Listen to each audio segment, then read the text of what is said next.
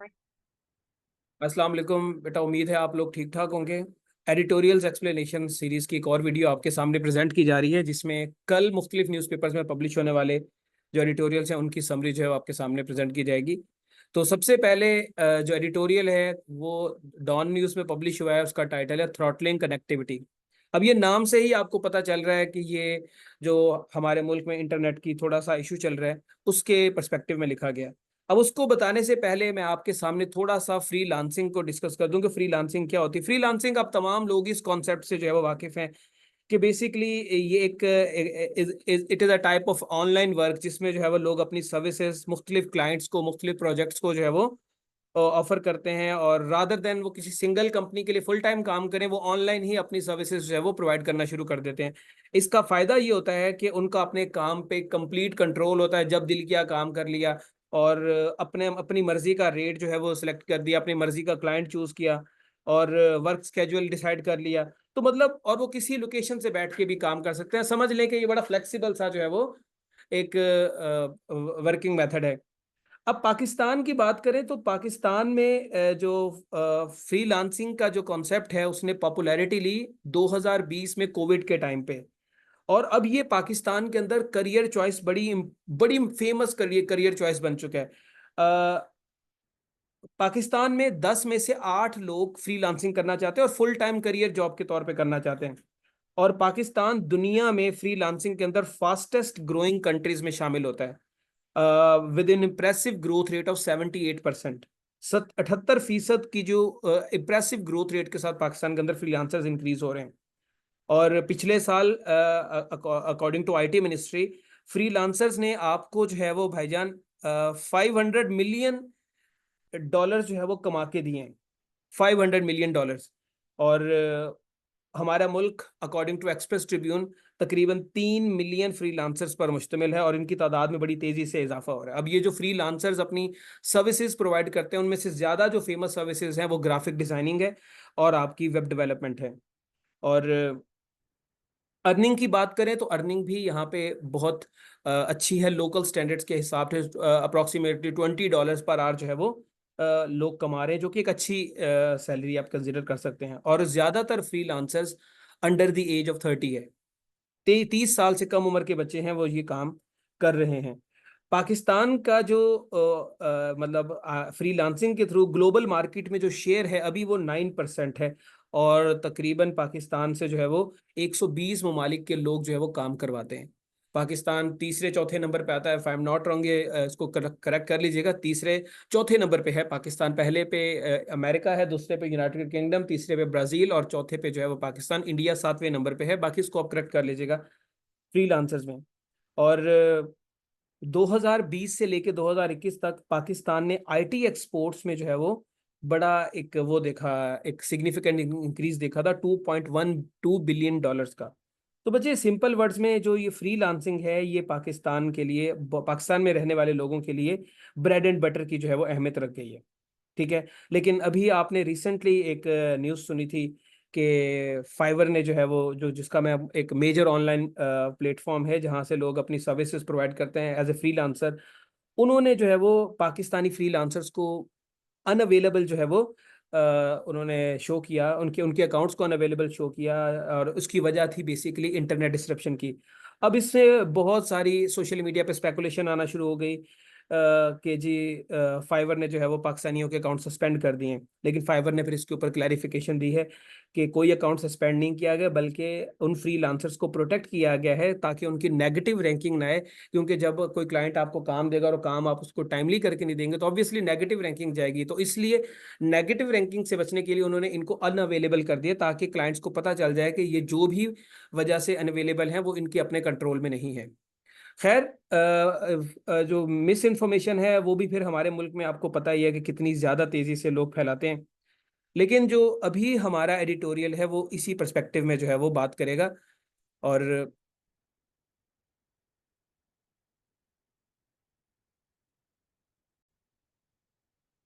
ये एडिटोरियल बेटा यही कहता है कि जो गवर्नमेंट है वो इंटरनेट और सोशल मीडिया को जो है ना एक 5 स्टेज पैटर्न के ऊपर जो है वो फॉलो कर कंट्रोल कर रही है। उसमें क्या है? कर्बिंग है, डिनाइंग है, डबल डाउन है, उसके बाद रिलक्टेंटली एडमिट है, और रिपीट। ये 5 स्टेज प्रोसेस है। इसमें कर्व का मतलब क्या है? कर्व का मतलब ये है कि पहले गवर्नमेंट जो है वो सोशल मीडिया प्लेटफॉर्म को रिस्ट्रिक्ट करती है, इंटरनेट को कंट्रोल करती है, उसकी स्पीड डाउन कर दी। उसके बाद फिर गवर्नमेंट क्या करती है? गवर्नमेंट डिनाई करती है कि नहीं जी, ये तो हमने किया ही नहीं है। और उसके बाद फिर क्या होता है? उसके बाद वो इन रिस्ट्रिक्शंस को मजीद इंक्रीज कर देती है, और मजीद इंक्रीज करने के बाद फाइनली वो आखिर में जब अवाम का प्रेशर आता है, वो उसको मजीद एडमिट करते हैं, थोड़े दिन के लिए चीज़ों को ठीक करते हैं, फिर दोबारा से ये सर्कल शुरू हो जाता है। अब आपने देखा होगा कि तकरीबन पाकिस्तान में तमाम स्मार्टफोन यूजर्स को जो है वो व्हाट्सएप के ऊपर एक प्रॉब्लम आ रही है। मतलब उनकी जो व्हाट्सएप, आपको पता है ये मेटा ओन्ड एक वेबसाइट है, एक वो है मैसेजिंग ऐप है, जिसे billions of the people around the world use करते हैं। अब according to the down detector बेटा एक वेबसाइट है जो कि इंटरनेट प्रॉब्लम्स को ट्रैक करती है। और उन्होंने बताया कि पाकिस्तान के अंदर लाखों यूजर्स जो है उन्होंने व्हाट्सएप के ऊपर इसी गुजरते हुए वीक के अंदर जो है वो मुश्किलात का सामना जो किया है। और कौन सी मुश्किलात उनको हुई है? उनको बेटा कॉल्स करने में मुश्किलात हुई है, मैसेजेस सेंड नहीं हो रहे, और ऑडियो मैसेज सेंड नहीं हो रहे, ना ऑडियो मैसेज डाउनलोड हो रहे हैं, ना वीडियोस डाउनलोड हो रही हैं, ना ही कोई फाइल्स पीडीएफ की सेंड हो रही हैं, ना डाउनलोड हो रही हैं। इसका मतलब ये है कि आप ये सिंपल सी बात देखें कि सिंपल जश्न आज़ादी मुबारक का जो मैसेज है वो भी पुअर कनेक्टिविटी की वजह से जो है वो सेंड नहीं हो रहा था। अब इसके पीछे रीजंस क्या हैं? अब गवर्नमेंट की जो रीजंस हैं, जो गवर्नमेंट बताती है, वो है डिजिटल टेररिज्म, कि हमने डिजिटल टेररिज्म को प्रिवेंट करना है। जो अथॉरिटीज है पाकिस्तान के अंदर, वो social media platforms, particularly x जिसको प्रीवियसली ट्विटर कहा जाता था, उसे नेशनल सिक्योरिटी के लिए थ्रेट मानते हैं। और क्योंकि वहाँ पर लोग मुख्तलिफ कंट्रोवर्शियल टॉपिक्स के ऊपर डिबेट करते हैं, प्रोटेस्ट करते हैं, और वेरियस कॉजेज को जो है वो सपोर्ट करने की कोशिश करते हैं। अब क्योंकि एक्स के ऊपर पाबंदी लग चुकी है, तो फिर क्या किया है हुकूमत को यही वाले लोगों ने यही एक्टिविटीज जो एक्स पे करते थे, अब उन्होंने व्हाट्सएप के प्लेटफॉर्म को यूज करके करना शुरू कर दी, जिसकी वजह से अथॉरिटीज ने इसका इस्तेमाल भी रिस्ट्रिक्ट कर दिया। क्योंकि इसका अल्दो उन्होंने ये कोई नोटिस नहीं किया कि इसका जो है इफेक्ट लोगों के ऊपर क्या पड़ेगा, इकोनॉमी के ऊपर क्या पड़ेगा। जैसे स्टार्ट में मैंने आपको फ्रीलांसिंग का बताया, तो फ्रीलांसर्स बेचारे बड़े डिस्टर्ब हो रहे हैं। अब बच्चे, गवर्नमेंट्स के जो कंसर्न्स हैं वो कुछ हद तक वैलिड भी हैं। अब आप ये देखें, जिस तरह ये फाइवर को लेकर मिस इन्फॉर्मेशन जो है वो फैलाई गई कि जी अकाउंट्स जो है वो उन्होंने सस्पेंड कर दी, हालांकि वो अनअवेलेबल उन्होंने किया था। तो इस तरह की miss information regarding state and state institutions फैलाई जाती है सोशल मीडिया से। व्हाट्सएप यूनिवर्सिटी का कॉन्सेप्ट आपने इंडियन एक रवि इंडियन जो है वो,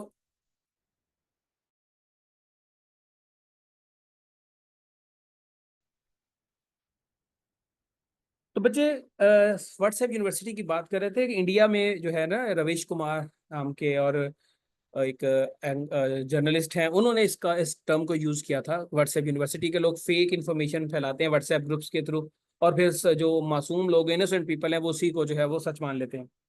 तो मिस इन्फॉर्मेशन तो जो है वो फैलाई जाती है।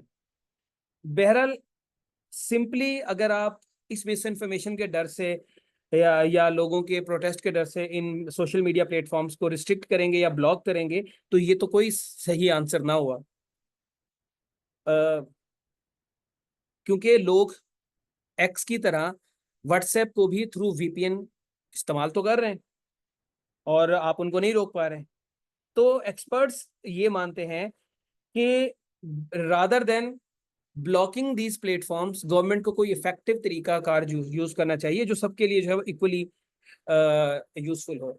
अब व्हाट्सएप की हमारी डेली लाइफ में जो इंपॉर्टेंस है वो आप बिल्कुल इग्नोर नहीं कर सकते। आपको पता ही है, हमारी अपनी क्लासेस की जो स्केजुअल्स हैं, नोट्स हैं, जो भी इंफॉर्मेशन होती है सारी की सारी जो है वो व्हाट्सएप के थ्रू उसको जो है वो हम कम्युनिकेट करते हैं अपने स्टूडेंट्स के साथ। सिमिलरली, जो आपके इनवॉइसेज हैं, बिजनेसेस की जो इनवॉइसेज हैं, पेमेंट ऑर्डर्स हैं क्लाइंट्स के साथ, वो इसी के थ्रू जो है वो शेयर किए जाते हैं। डॉक्टर्स पेशेंट्स के मेडिकल रिकॉर्ड्स, उनकी क्यूरीज व्हाट्सएप के थ्रू ही लेते हैं। लॉयर्स कोर्ट की डेट्स के बारे में, लीगल डॉक्यूमेंट्स के बारे में व्हाट्सएप के थ्रू ही अपडेट देते हैं। सो ये बताता है कि ये कितना क्रूशल है हमारे लिए। अब इसका इकोनॉमिक इम्पैक्ट, जो इंटरनेट की कनेक्टिविटी का इशू है, इसका इकोनॉमिक इम्पैक्ट भी बहुत ज़्यादा है। पर लोग, जब जब लोगों के पास इंटरनेट नहीं होगा, तो आपके जो फ्रीलांसर्स हैं उनके पास अपनी सर्विसेज प्रोवाइड करने के लिए अपॉर्चुनिटी जो है वो नहीं होगी। और इससे पहले भी आपको पता ही है कि पाकिस्तान ने जो है वो बैन किया फेसबुक को और यूट्यूब को भी, लेकिन वो गवर्नमेंट की मिस्टेक साबित हुई और फिर अल्टीमेटली गवर्नमेंट को क्या करना पड़ा, नए सिरे से जो है वो इनको स्टार्ट करवाना पड़ा। तो गवर्नमेंट को क्या करना चाहिए, गवर्नमेंट को रादर देन बैनिंग इंटरनेट या ब्लॉकिंग इंटरनेट, कोई ऐसा मीडियम या ऐसा मेथड फॉलो करना चाहिए या इंट्रोड्यूस कराना चाहिए जिससे जो है वो आप मिस इन्फॉर्मेशन को भी रोक सकें और लोगों का जो एक मामलात हैं, जो कारोबारी मामलात हैं, वो भी डिस्टर्ब ना हो और लोगों की डेली लाइफ भी जो है वो डिस्टर्ब ना हो। तो ये इस एडिटोरियल के अंदर जो है बेटा बात की गई है। तो अब आप लोग कमेंट सेक्शन में बताएं कि क्या आपके एरिया में जो है वो इंटरनेट, क्या आपके एरिया में भी आपको कनेक्टिविटी का इसी तरह का इशू हो रहा है, आप लोग भी मैसेज सेंड कर पा रहे हैं या नहीं कर पा रहे, या आपको डाउनलोडिंग में मसला आ रहा है या नहीं आ रहा है। ये सारी चीज़ें आपने कमेंट सेक्शन में बतानी है कि व्हाट्सएप का जो इशू जो मैंने डिस्कस किया है वो आपके साथ भी हो रहा है या नहीं हो रहा है। जो आपका बेटा सेकंड एडिटोरियल है ये द नेशन न्यूज़पेपर में पब्लिश हुआ है और उसका टाइटल है ड्रग्स टेररिज्म एंड यूथ। बेटा, illicit drug production, drugs trafficking और कंजम्पशन एक मेजर ग्लोबल प्रॉब्लम है और जो दुनिया में तमाम सोसाइटीज को रिगार्डलेस उनका कल्चर क्या है, उनकी इकोनॉमिक स्टेटस क्या है, उनकी लोकेशन क्या है, तमाम लोगों को इक्वली इफेक्ट करती है। अनफॉर्चुनेटली पाकिस्तान भी जो है वो इस इशू से जो है वो बचा नहीं हुआ और उसकी वजह है हमारी प्रॉक्सिमिटी टू अफगानिस्तान। अफगानिस्तान आपको पता ही है कि दुनिया में ओपीएम का जो है वो सबसे बड़ा प्रोड्यूसर है और पाकिस्तान अफगानिस्तान के साथ 2611 किलोमीटर का जो है वो बॉर्डर शेयर करता है और ये पोरस बॉर्डर है जिसकी वजह से यहाँ से ड्रग्स को स्मगल करना, ड्रग्स की ट्रैफिकिंग करना क्रॉस द बॉर्डर बड़ा इजी है। और ये पाकिस्तान के लिए बड़ा मसला इसलिए भी है क्योंकि ड्रग्स ट्रैफिकिंग इनडायरेक्टली या डायरेक्टली आपके टेररिज्म के साथ जो है वो कनेक्टेड है। तो इस वजह से भी पाकिस्तान के लिए ये एक इशू जो है वो सीरियस कंसर्न का है। अब अफगानिस्तान के जो साउथ ईस्टर्न प्रोविंसेस हैं जिनके जो नॉर्मली पाकिस्तान के बॉर्डर्स के साथ ही हैं, लाइक हेलमंड हो गया, कंधार हो गया, नांगरहार हो गया, ये फेमस है हेरोइन की प्रोडक्शन के लिए। और इसी तरह फारा प्रोविंस हो गया, वारदक प्रोविंस हो गया, ये या वारदक के जो इलाके हैं ये आइस के लिए बड़े मशहूर हैं। आइस जिसको हम क्या बोलते हैं इसका, मैथाफेटामाइन इसका शायद नेम है, आपको कमेंट सेक्शन में बताइएगा। तो ये उसकी प्रोडक्शन के लिए जो है वो मशहूर एरियाज हैं। तो बच्चे, ये रीजन सारे पाकिस्तान के बॉर्डर्स के करीब हैं और यहाँ से इनके लिए ड्रग्स को पाकिस्तान के थ्रू ट्रांसपोर्ट करना, स्मगल करना जो है वो आसान हो जाता है। अब अफगान गवर्नमेंट ने भी कुछ इसके ऊपर मामूली से स्टेप्स लिए हैं बट वो इसमें पूरी तरह कामयाब नहीं हुए। उनकी नाकामी की वजह से सिचुएशन पाकिस्तान के अंदर वर्स होती जा रही है क्योंकि यही जो ड्रग्स की स्मगलिंग है ये फाइनेंशियल सपोर्ट प्रोवाइड करती है टेररिस्ट ऑर्गेनाइजेशंस को जो हमारे मुल्क में और हम अफगानिस्तान में या रीजन में जो है वो ऑपरेट कर रही हैं और फिर वही पैसा जो है वो पाकिस्तान के खिलाफ जो है वो इस्तेमाल होता है। अब बच्चे इसकी एक एग्जांपल देखें तो ये जो टीटीपी है, तहरीक तालिबान पाकिस्तान, ये बड़ा मेजर थ्रेट है पाकिस्तान के अंदर टेररिज्म का इनके थ्रू। तो ये मेजरली रिलाई करते हैं ड्रग्स की ट्रेड के ऊपर ताकि इनके पास पैसा है और अपनी एक्टिविटीज को जो है वो बढ़ावा दे सके। और जिन एरियाज में ये एक्टिवेट है वो एरियाज अफगानिस्तान और पाकिस्तान के खैबर पख्तूनख्वा बलूचिस्तान प्रोविंस के साथ ओवरलैप करते हैं। तो और आपको पता भी है कि ज्यादातर दहशत गर्दी जो है वो पाकिस्तान के बलूचिस्तान और खैबर पख्तूनख्वा में ही है। तो ये हमें शो कराता है कि किस तरीके से ड्रग्स का जो लिंक है वो टेररिज्म के साथ जो है वो जुड़ा हुआ है।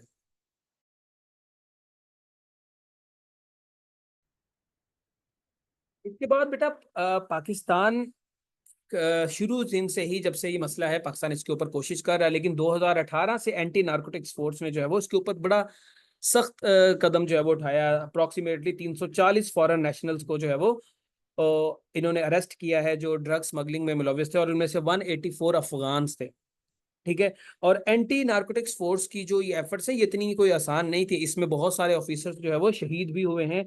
और टेररिस्ट ऑर्गेनाइजेशंस लाइक बीएलए, जिन्होंने बलोचिस्तान लिबरेशन आर्मी, इन्होंने तो एएनएफ की फैसिलिटीज के ऊपर जो है वो अटैक किया। और ये बीएलए का आपको पता ही है कि ये एक सेपरेटिस्ट ग्रुप है जो बलूचिस्तान के अंदर जो है वो दहशतगर्दी में इन्वॉल्व है।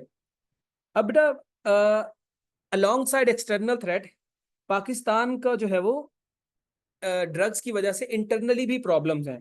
अब पाकिस्तान के अंदर जो ड्रग्स का इस्तेमाल है यंग पॉपुलेशन के अंदर बड़ा तेजी से बढ़ रहा है। 2013 का एक नेशनल ड्रग सर्वे हुआ था, उसमें पाकिस्तान के अंदर 25 साल से लेकर 39 साल की उम्र के बच्चे या लोग मेनली ड्रग्स एडिक्टेड हैं। और अभी जो एएनएफ ने जो ट्रेंड बताया है, जो रिपोर्ट्स बताई हैं, वो काफी ज्यादा परेशान कुन है। उसके अकॉर्डिंगली ज्यादातर बच्चे एक्सटेसी और मेथाम्फेटामाइन जिसे आइस बोलते हैं उसके ज्यादा आदी हैं, और उनमें तादाद 25 साल से कम उम्र के बच्चों की। अब आप लोग भी जानते हैं आइस का नशा बड़ा कॉमन हो गया पाकिस्तान में। हमारी कोई जो यूथ इसे as a fun, as an entertainment जो है वो ले रही है, एज ए शो ऑफ जो है वो अपने आप को कूल शो कराने के लिए भी लोग इसका जो है वो इस्तेमाल कर रहे हैं, हमारे बच्चे इस्तेमाल कर रहे हैं। और ये बड़ा सीरियस इशू है हमारे मुल्क के लिए, क्योंकि ये जो मंशियात जिनका नाम लिया गया है ये हार्मफुल है यंग ब्रेन्स के लिए। उनको mental health issues, emotional instability और फिर अल्टीमेटली एडिक्शन जो है वो उसका शिकार हो जाते हैं। और ये जो ड्रग का जो इस्तेमाल है ये हमारे एजुकेशनल इंस्टीट्यूट्स में ज़्यादा बढ़ गया है। आप सब लोग इस बात से एग्री करेंगे, आपने देखा होगा यूनिवर्सिटीज कॉलेजेस के अंदर जो है वो इसको एक फैशन के तौर पे जो है वो इस्तेमाल किया जा रहा है।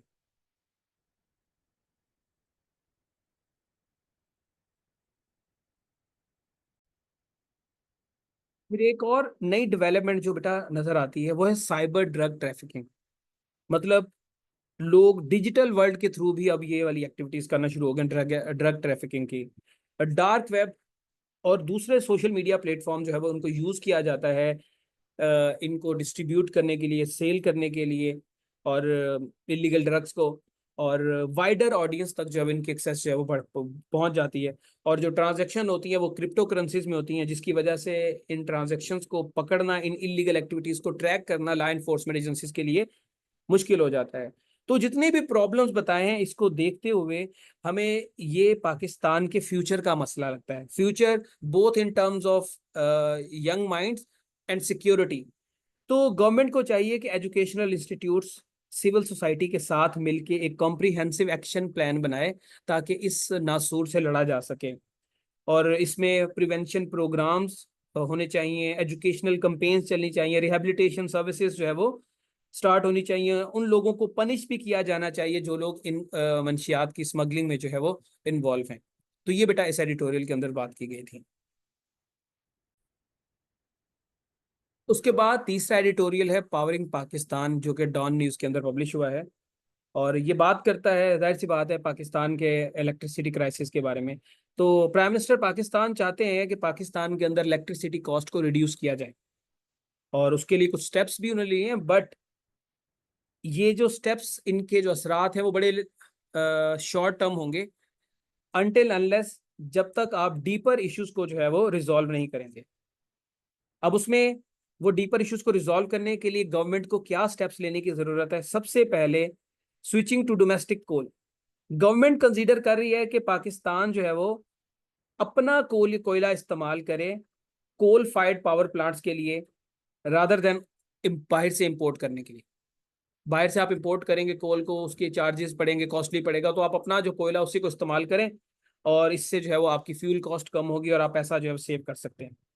उसके बाद गवर्नमेंट स्मार्ट मीटरिंग जो है वो उसका कॉन्सेप्ट इंट्रोड्यूस कराना चाहती है। और स्मार्ट मीटरिंग से फायदा ये होगा कि पावर डिस्ट्रीब्यूशन को हैंडल करना, इलेक्ट्रिसिटी को मॉनिटर करना ज़्यादा एफिशिएंटली किया जा सकता है। और ये काम कई साल पहले हो जाना चाहिए था। अब ये स्मार्ट मीटरिंग होती क्या है, मैं थोड़ा सा इसके बारे में आपको बता दूं। स्मार्ट मीटरिंग बेटा बेटा बेसिकली एडवांस टेक्नोलॉजी जो है वो उसको यूज़ किया जाए to manage electricity usage in homes and businesses. और ट्रेडिशनल मीटर्स में तो सिर्फ आपको यही पता चलता था कि आपने कितनी बिजली यूज़ की है। लेकिन स्मार्ट मीटर्स आपको रियल टाइम डाटा प्रोवाइड करते हैं। फॉर एग्जांपल, अगर आपने एसी ऑन किया है तो इंस्टेंटली आपको बता देगा कि कितनी बिजली इस्तेमाल हुई है। और इसी तरह ये जितनी भी स्मार्ट मीटर्स हैं ऑटोमेटिकली उस बिजली जो इस्तेमाल हो रही है उसका डाटा जो है वो यूटिलिटी कंपनीज को जो है वो प्रोवाइड कर देंगे। इससे आपका एस्टिमेटेड बिल नहीं लगेगा, मतलब आप एस्टिमेट नहीं लगाएंगे कि अंदाजे से बिल डाल दिया, बल्कि एक्यूरेट बिल आएगा जिसपे ना कस्टमर नाराज होगा ना कंपनी जो है वो नाराज होगी। तो इससे फायदा ये होगा कि एक तो आपका बिल एक्यूरेट आएगा, दूसरा आपको ये पता चल जाएगा कि आपकी कौन सी डिवाइस जो है वो कितना बिजली जो है वो कंज्यूम करती है, तो आप फिर उसके हिसाब से अपनी जो है वो इलेक्ट्रिसिटी यूजेज जो है वो प्लान कर सकते हैं, तो आप अपना पैसा भी सेव कर सकते हैं। तो गवर्नमेंट को भी फायदा है इसमें और इसमें लोगों को भी फायदा है। तो स्मार्ट मीटरिंग का कॉन्सेप्ट गवर्नमेंट इंट्रोड्यूस करना चाहती है, और ये जितने जल्दी हो जाता तो बेहतर था। खैर, देर आए दुरुस्त आए। फिर बेटा बात वो करते हैं कि रियल प्रॉब्लम जो है ना वो करेंसी डिवैल्यूएशन का है। देखें, सिंस 2017 पाकिस्तान की करेंसी की वैल्यू कंटिन्यूसली गिर रही है, और इसी की वजह से जो है वो पाकिस्तान के अंदर बिजली की कॉस्ट इंक्रीज हो रही है। तो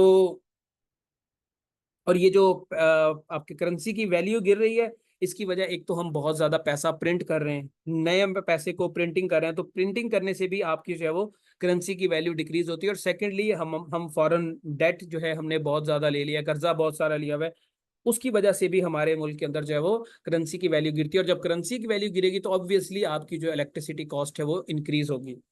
उसके बाद बच्चे, हमारा जो रिलायंस है वो इम्पोर्टेड एनर्जी के ऊपर है। मतलब हमारे अपने जो गैस के रिसोर्सेज है वो डिप्लीट हो रहे हैं, तो हम लोग जो है फिर इम्पोर्टेड एनर्जी के ऊपर जो है वो रिलाई करते हैं। और industries like fertilisers and cement जो कि डोमेस्टिक गैस के ऊपर ही रिलाई करते हैं, अगर आप उन्हें इम्पोर्टेड गैस से जो है वो इम्पोर्टेड गैस के ऊपर स्विच करते हैं, तो ऑटोमेटिकली आपकी फिर उनकी जो प्रोडक्शन कॉस्ट इंक्रीज होगी, और उसकी वजह से भी महंगाई जो है वो बढ़ेगी। तो आपको इस इम्पोर्टेड ये जो एनर्जी है इसका भी कुछ ना कुछ सोचना पड़ेगा कि इसका जो है वो क्या हल निकाला जाए। फिर उसके अलावा ये एडिटोरियल कहता है कि हमारी जो इंडस्ट्री है बेटा, इसको मतलब जो थर्मल रिसोर्सेज पे गैस के ऊपर चलती है, इनको जो है वो शिफ्ट करना पड़ेगा रीन्यूएबल एनर्जी रिसोर्सेज पे। Renewable energy resources climate friendly भी हैं और कॉस्ट इफेक्टिव भी हैं। तो आपकी जो है वो एनर्जी कॉस्ट इस तरीके से भी रिड्यूस हो सकती है, इलेक्ट्रिसिटी कॉस्ट जो है वो इस तरीके से भी आप रिड्यूस कर सकते हैं। तो बहरहाल ये चीज़ें जो है वो इस एडिटोरियल के अंदर डिस्कस की गई हैं। उसके बाद बेटा नेक्स्ट एडिटोरियल हमारा वो भी डॉन न्यूज़ के अंदर पब्लिश हुआ है, और उसका टाइटल है क्लाइमेट विदाउट बॉर्डर्स। बेसिकली नाम से पता चल रहा है कि क्लाइमेट इश्यूज के बारे में जो है वो ये बात कर रहा है। और ये क्या कहता है बेटा, ये कहता है कि क्लाइमेट चेंज जो है ग्लोबल इशू है, और ये किसी भी मुल्क या बॉर्डर के जो है तक महदूद नहीं है। मतलब ऐसा नहीं है कि अगर इंडिया में क्लाइमेट चेंज आ रहा है तो आप पाकिस्तान में से दाखिल होने से रोक सकते हैं। इंडिया में अगर क्लाइमेट चेंज हुआ है तो उसका असर पाकिस्तान पे भी पड़ेगा। तो ये बॉर्डर्स को नहीं देखते, क्लाइमेट चेंज किसी बॉर्डर की रिस्पेक्ट नहीं करते। पाकिस्तान में जो क्लाइमेट रिस्क है, क्लाइमेट चेंजेस आ रहे हैं, वो नॉर्मली हमारे नेबरिंग कंट्रीज की वजह से आ रहे हैं। और मैंने जैसे भी बताया कि climate change in one country definitely effects the another country. Pakistan के साथ चाइना है, चाइना जो कि largest emitter of green house gas like carbon dioxide. उसके बाद इंडिया बहुत बड़ा इमिटर है ग्रीन हाउस गैसेस का। तो ये हमारे नेबर्स हैं, और इनकी वजह से जो है फिर हम पे भी इफेक्ट होते हैं। फिर ये एडिटोरियल बेटा आगे कहता है कि पाकिस्तान के जो क्लाइमेटिक इवेंट्स हैं और पाकिस्तान की जो इकोनॉमी है और उनसे कनेक्टेड जो वेलबींग है पाकिस्तान की, वो इन्हीं नेबर कंट्रीज के अंदर जो होने वाले मेजर क्लाइमेटिक इवेंट से जुड़ी हुई है। For example, Bay of Bengal, Arabian Sea, Tibet, ये पाकिस्तान के वाटर रिसोर्सेज को, पाकिस्तान की इकोलॉजी को और पाकिस्तान की इकोनॉमी को डिफाइन करने में बड़ा इंपॉर्टेंट रोल प्ले करते हैं। फॉर एग्जांपल, अगर इन रीजन्स में मानसून का जो पैटर्न है वो चेंज हो, तो उसका अल्टीमेट इफेक्ट पाकिस्तान के ऊपर पड़ता है। बाकी ममालिक के ऊपर भी होगा और पाकिस्तान के ऊपर भी होगा। और अब आप देखें, साउथ एशिया में पाकिस्तान समेत बहुत सारे ममालिक के अंदर जो एक्सट्रीम वेदर इवेंट्स हैं वो बड़े फ्रिक्वेंटली आ रहे हैं। अब पाकिस्तान के अंदर जो हीट वेव्स हैं वो अल्टीमेटली रिजल्ट बनती हैं हैवी रेन्स का, फिर उससे फ्लडिंग होती है। फिर दिल्ली के अंदर, लाहौर के अंदर रिकॉर्ड हाई टेम्परेचर जो है वो मेजर किए गए हैं, और जिसकी वजह से इन हाई रिकॉर्ड्स की वजह से, हाई रिकॉर्डेड टेम्परेचर्स की वजह से या हाई टेम्परेचर की वजह से अल्टीमेटली क्या होता है, अनप्रेसिडेंटेड रेनफॉल होती है, बहुत ज्यादा बारिशें होती है। अब आप यहाँ पे गौर करें कि एक वेदर इवेंट दूसरे वेदर इवेंट को ट्रिगर कर रहा है। जैसे पाकिस्तान की मैंने बताया कि पाकिस्तान के अंदर हीट वेव्स आई, तो हीट वेव्स अल्टीमेटली बारिशों और फ्लड्स की सूरत में पाकिस्तान को उनका सामना करना पड़ा। पहले हीट वेव्स आई, उनसे फिर आगे हैवी रेन्स और हैवी रेन से फ्लडिंग हुई। सिमिलरली दिल्ली और लाहौर में हाई टेम्परेचर हुआ, उस हाई टेम्परेचर के नतीजे में बहुत ज्यादा बारिशें हैं और अगेन वही मसला। तो एक क्लाइमेट इवेंट दूसरे को ट्रिगर कर रहा है, तो ये सारा एक चेन रिएक्शन जो है वो बन जाता है।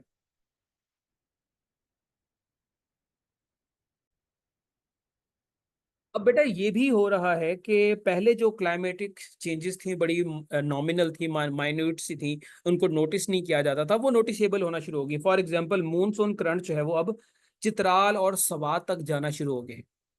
पहले यहाँ पर नामो निशान ही नहीं होता था मानसून का, अब उन इलाकों में भी इनके असरात जाना शुरू हो गए हैं और वहां पर जाहिर सी बात है उससे फिर एक्सट्रीम वेदर होगा। सिमिलरली ट्रॉपिकल स्टॉर्म जो समुद्री तूफान होते हैं, ये साइक्लोन्स, हुरिकेन्स वगैरह, ये बलूचिस्तान और सिंध के अंदर अब बहुत ज्यादा आने लग गए हैं। और इसका ताल्लुक अरेबियन पेनिनसुला, ये जो सऊदी अरब हो गया, बहरीन, ओमान, यूएई, यहाँ पर मौजूद जो एक्सट्रीम वेदर इवेंट्स हुए हैं या वेदर चेंजेस आई हैं, उसकी वजह से समुद्री तूफान ज्यादा बनना शुरू हो गए। और वो समुद्री तूफान पाकिस्तान को भी इफेक्ट करें। अब पाकिस्तान ने तो कुछ नहीं किया, किया तो अरेबियन पेनिनसुला वालों ने, लेकिन उसका असरात पाकिस्तान के ऊपर पड़ रहे हैं। यही ये जो है वो एडिटोरियल कहता है कि आपके किसी एक मुल्क के अंदर क्लाइमेटिक चेंज होती है तो उसका जो है वो असर दूसरे मुल्क के ऊपर जो है वो पड़ जाता है। अब पाकिस्तान को इसका मसला एक और भी फेस करना पड़ता है कि क्लाइमेट इंड्यूस माइग्रेशन बहुत हो रही है। अब आप देखें पाकिस्तान में कराची के अंदर लोग बड़ी तेजी से माइग्रेट कर रहे हैं from rural areas of Sindh.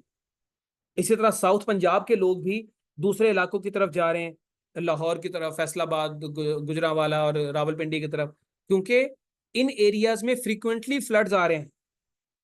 ठीक है, लाइक कराची के अंदर थरपारकर से एक बड़ी तादाद लोगों की जो है वो ड्रॉट से मुतासिर होके और बाकी मामला से मुतासिर होके कराची की तरफ आ रही है। इसी तरह फ्लड्स अफेक्टेड एरिया से लोग जो है वो माइग्रेट करके जो है वो कराची की तरफ जा रहे हैं। इसी तरह सदरन पंजाब, बलूचिस्तान से लोग जो है माइग्रेट करके दूसरे सेफ सिटीज की तरफ जा रहे हैं, जिसकी वजह से बड़े मेट्रोपॉलिटन सिटीज में पॉपुलेशन राइज हो रहा है। ये एक और जो है वो मसला जो है वो बन गया है।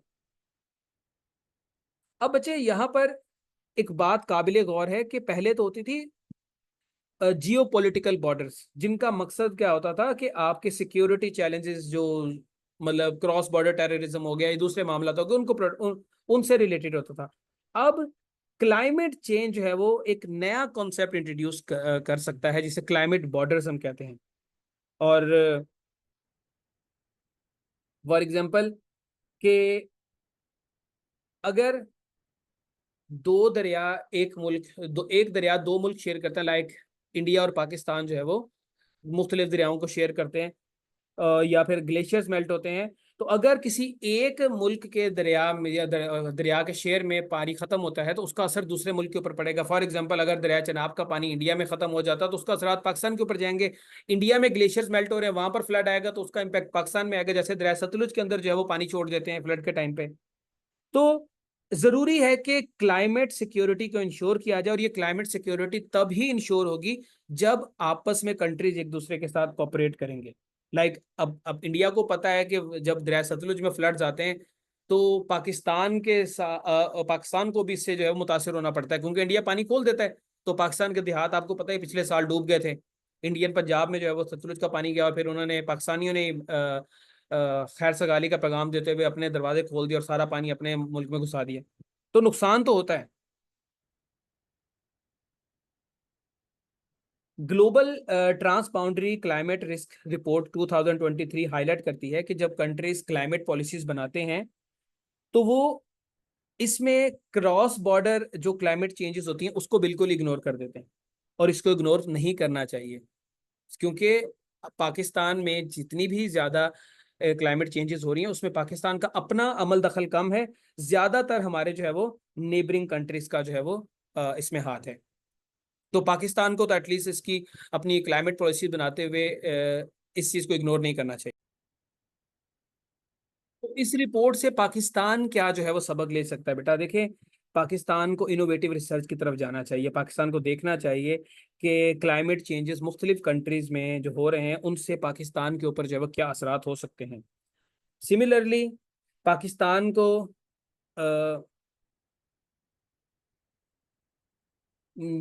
इंडिकेटर्स को कुछ इंडिकेटर्स के ऊपर जो है वो काम करना चाहिए और देखना चाहिए कि क्लाइमेट चेंजेस जो हो रही हैं हमारे हमसाया ममालिक में, वो हम पे किस तरीके से जो है वो इफेक्ट कर सकती हैं। वे बहरहाल ये ऊपर वाली बात का ही कंटिन्यूटी हो गई है। उसके बाद पाकिस्तान को क्लाइमेट सिनेरियोज को जो है वो यूज़ करना चाहिए। क्लाइमेट सिनेरियोज बेसिकली इसमें पाकिस्तान डिफरेंट मॉडल्स और डिफरेंट प्रिडिक्शंस देख सकता है कि आफ्टर सम टाइम ये जो हमारे मुल्क में वेदर चेंजेस हो रही हैं, इससे कुछ अरसे के बाद फिर हमारे ऊपर क्या असरात इसके हो सकते हैं। फॉर एग्जांपल कि अगर टेम्परेचर 2 डिग्री सेल्सियस जो है वो उसके हिसाब से जो है वो बढ़ता जाए, तो 50 साल के बाद फ्लड्स की तादाद, ड्राट्स की तादाद बढ़ जाएगी। फ्लड्स की तादाद डबल हो सकती है, ट्रिपल हो सकती है, और खुश्क साली जो है उसकी तादाद बढ़ सकती है। तो ये आपकी क्लाइमेट सिनेरियो की स्टडी है, ये भी आपकी रिसर्च बेस्ड ही होगी कि आप जो है वो क्लाइमेट के ऊपर जो हमारे मुल्क के अंदर जो क्लाइमेट चेंजेस हो रही हैं उसके उसको समझते हुए, उसको अंडरस्टैंड करते हुए आप प्रिडिक्शन करें कि आज से 10 साल के बाद, 15 साल के बाद, 20 साल के बाद, 50 साल के बाद जो है वो क्या होने जा रहा है। And lastly regional cooperation. Regional cooperation बहुत जरूरी है। तमाम कंट्रीज को जो एक दूसरे की हरकतों की वजह से इफेक्ट हो रहे हैं, इनको मिलजुल के जो है वो इस क्लाइमेट चेंज के जो मॉन्स्टर है इससे लड़ने की जरूरत है। तो बेटा ये जो है वो इस एडिटोरियल में बात की गई थी। उसके बाद बेटा नेक्स्ट एडिटोरियल है टारगेटिंग टीटीपी, तहरीक तालिबान पाकिस्तान को टारगेट करने के पर्सपेक्टिव में जो है वो लिखा गया है। टेररिज्म पाकिस्तान के अंदर बड़ी तेजी से बढ़ रहा है और ये बड़ा सीरियस थ्रेट है पाकिस्तान के लिए, खतरा है पाकिस्तान के लिए।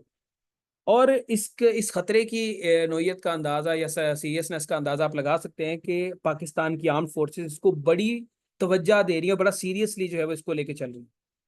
अभी रिसेंटली जनरल आसिम मुनीर ने जो है वो एक काकुल के अंदर खिताब करते हुए बताया कि पाकिस्तान आर्मी जो है वो फुली डिटर्मिंड है कि हमने जो है वो तहरीक तालिबान पाकिस्तान को फिजिकली और आइडियोलॉजिकली पाकिस्तान से एलिमिनेट करना है। जनरल आसिम मुनीर ने जो है वो अपनी स्पीच में बात की पाकिस्तान और अफगानिस्तान के रिलेशनशिप की। उन्होंने कहा कि पाकिस्तान काबुल के साथ अच्छे ताल्लुकात चाहता है, लेकिन काबुल की भी जिम्मेदारी है कि वो टीटीपी की तरफ जो उनकी जिम्मेदारियां हैं उसको पूरा करें। मतलब टीटीपी के लोगों को पनाह ना दें, उनको जो है वो आशीर्वाद ना दें, और उनको जो है वो पकड़ के या तो उनके खिलाफ खुद कार्रवाई करें या फिर पाकिस्तान के हवाले करें। तो पाकिस्तान, उन्होंने ये भी बताया कि पाकिस्तान अफगानिस्तान के साथ, जो कि अफगानिस्तान एक मुस्लिम कंट्री है, तो मुसलमान होने के नाते ब्रदरली कंट्री भी हो गया, और हमारे उनके साथ जो है वो खास तौर पे खैबर पख्तूनख्वा में रहने वाले जो हमारे पख्तून भाई हैं उनके जो है वो बहुत दरीना ताल्लुकात भी हैं। तो हम उनके साथ अच्छे रिलेशन ही चाहते हैं और ये पाकिस्तान की सिक्योरिटी के लिए बड़ा इम्पोर्टेंट है। फिर जनरल साहब ने अपनी स्पीच के अंदर फर्दर आगे बात की। उन्होंने एक टर्म यूज की, फितना अल खारिज। और बेसिकली ये उन्होंने इशारा किया एक टीटीपी की तरफ कि तहरीक तालिबान पाकिस्तान को उन्होंने फितना अल खारिज का नाम दिया।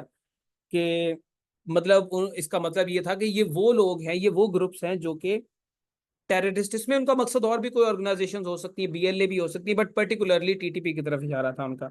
और उन्होंने कहा कि ये सजेस्ट करती थी टर्म के ये लोग पाकिस्तानी नहीं हैं, क्योंकि ये ना तो शरिया को मानते, इस्लामिक शरिया को नहीं मानते, और कॉन्स्टिट्यूशन ऑफ पाकिस्तान को भी नहीं मानते। और पर्टिकुलरली उन्होंने खैबर पख्तूनख्वा की तरफ इशारा किया जहां पर जो है वो ये ग्रुप ज्यादा एक्टिव हैं।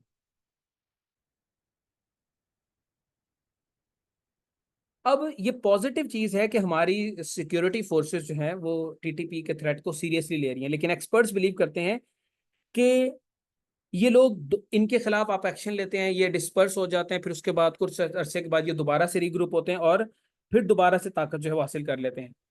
अब पाकिस्तान ने इनका नाम तब्दील कर दिया है, टीटीपी से इनको खारिज, पाकिस्तान ने फितना अल खारिज का नाम दे दिया, जो कि बेसिकली रिलीजियस कॉनोटेशन है और एक राइट स्ट्रेटजी भी है। जब आप इनको खारजी कहेंगे तो आपको खारजियों का कॉन्सेप्ट पता ही है कि खारजी इस्लाम में जो है वो किनको कहा जाता है।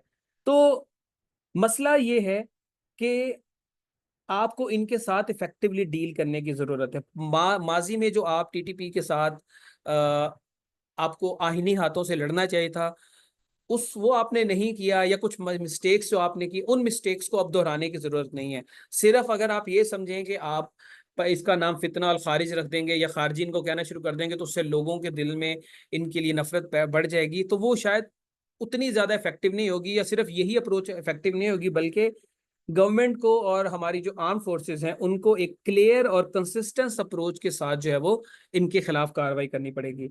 और यही वो तरीकाकार है जिससे पाकिस्तान टेररिज्म का खात्मा कर सकता है, टीटीपी को यहाँ से खत्म कर सकता है। तो बहरहाल इस एडिटोरियल की समरी अगर मैं बताऊं, तो इस एडिटोरियल की समरी ये है कि आपने इन टीटीपी को खारिजुल फितना और खारिज का नाम दे दिया, दिस इज गुड, बट सिर्फ नाम देना इम्पोर्टेंट नहीं है, नाम देना जरूरी नहीं है, बल्कि आपको क्लियर और कंसिस्टेंट अप्रोच की जरूरत है ताकि आप इन दहशत गर्दों का खात्मा कर सकें। और माजी की गलतियां जो आप करते आए हैं, फॉर एग्जांपल आप इनके साथ निगोशिएशन करने बैठ जाते हैं, तो वो करने की जरूरत नहीं, अब इनका जो है वो कला कमाई किया जाना चाहिए। तो ये एडिटोरियल में बात की गई है बेटा।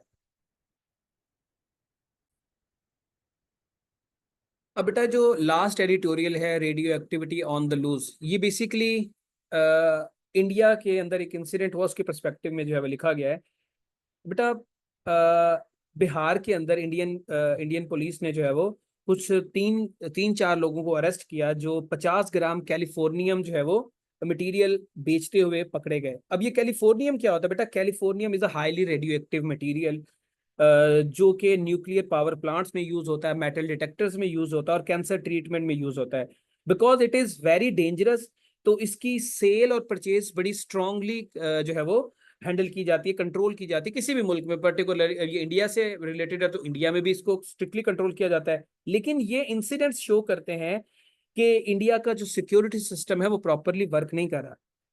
अब पाकिस्तान ने, देखिए मौका तो हमने भी हाथ से नहीं जाने देना, पाकिस्तान ने फौरी तौर पे इसके ऊपर सीरियस कंसर्न जो है वो शो किए हैं कि जी किस तरीके से ये इलीगल न्यूक्लियर मटेरियल और रेडियो एक्टिव मटेरियल इंडिया में जो है वो सेल हो रहा है।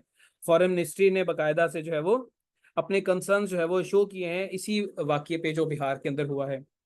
अब पाकिस्तान के कंसर्न ये है कि इंडिया के अंदर न्यूक्लियर मटेरियल और रेडियो एक्टिव मटेरियल का जो प्रोटेक्शन का या सिक्योरिटी का निज़ाम है वो उतना ज़्यादा इफेक्टिव नहीं है। पाकिस्तान ने ये भी खदशा जाहिर किया कि हो सकता है इंडिया में कोई ब्लैक मार्केट हो जहां पर ये डेंजरस मटेरियल जो है वो इलीगली लाए जाते हैं और इनको सेल किया जाता हो। और पाकिस्तान ने इंटरनेशनल कम्युनिटी को जो है वो वार्न किया है कि ये जो इंडिया में हो रहा है इसके असरात पूरी दुनिया पे जा सकते हैं, पाकिस्तान पे भी जा सकते हैं, पूरी दुनिया पे भी जा सकते हैं। तो इंडिया से पूछा जाए कि भाई किस तरीके से ये आपका जो रेडियो एक्टिव मटीरियल है ये क्रिमिनल्स के हाथ में जो है वो चला गया। और ये जो 50 ग्राम की जो मैंने बताया आपको कैलिफोर्निया जो मटेरियल था, इसकी जो वर्थ है 101 मिलियन यूएस डॉलर्स इसकी वर्थ है। तो आप देख लें कि ये 50 ग्राम कितना जो है वो हो सकता है वैल्यूएबल है। तो पाकिस्तान चाहता है कि दुनिया इंडिया से एक्सप्लेनेशन मांगे और एक प्रॉपर थॉरो इन्वेस्टिगेशन होनी चाहिए। ऐसा तो नहीं है कि इंडिया कहीं इस इलीगल न्यूक्लियर मटेरियल्स की सेल के थ्रू रीजन के अंदर दहशतगर्दी के कार्रवाइयां करवाना चाहता हो। यानी कि अगर यही मटेरियल पाकिस्तान के जो इंडियन स्पॉन्सर टेररिस्ट है लाइक बीएलए उनके हाथ चढ़ गया या टीटीपी के हाथ चढ़ गया, तो ये तो पाकिस्तान की सिक्योरिटी के लिए खतरा है। और अगर ग्लोबल टेररिस्ट आउटफिट्स के हाथ में ये चला जाता है तो ये पूरी दुनिया के लिए जो है वो एक मसला बन जाएगा। तो ये बेटा बेसिकली एडिटोरियल इसी पर्सपेक्टिव में जो है वो बात करता है। तो मैंने आपको इसकी समरी बता दी। एडिटोरियल में जो बात की गई थी वो मैंने डिस्कस नहीं की, वो भी यही बातें हैं, बट मैंने आपको ओवरऑल इसका पॉइंट ऑफ व्यू दे दिया है। तो ये आज के एडिटोरियल से उम्मीद है आप लोगों को समझ आ गई होगी। तो आप लोगों के कोई सवाल हो तो आप कमेंट सेक्शन में जो है वो बताएं, और ज़रूर अपना फीडबैक दिया करें कमेंट सेक्शन में कि आपको इसकी समझ आ रही है या नहीं आ रही। एंड जो बच्चे अभी तक चैनल को सब्सक्राइब नहीं कर सके वो चैनल को सब्सक्राइब करें, क्योंकि मैं देखता रहता हूँ तो वहाँ पर तकरीबन 30-40% बच्चे वो हैं जो कंटिन्यूसली वीडियोस देखते हैं, बट उन्होंने अभी तक सब्सक्रिप्शन जो है वो या इसको सब्सक्राइब नहीं किया। तो आप सब्सक्राइब करें और अपने बाकी कुलीग्स और दोस्तों के साथ भी इस चैनल को जो है वो शेयर करें, ताकि ज़्यादा से ज़्यादा लोग हमारे साथ जुड़ सकें। तो अपना ख्याल रखिए, कल इंशाल्लाह दोबारा मुलाकात होगी। अल्लाह हाफिज़।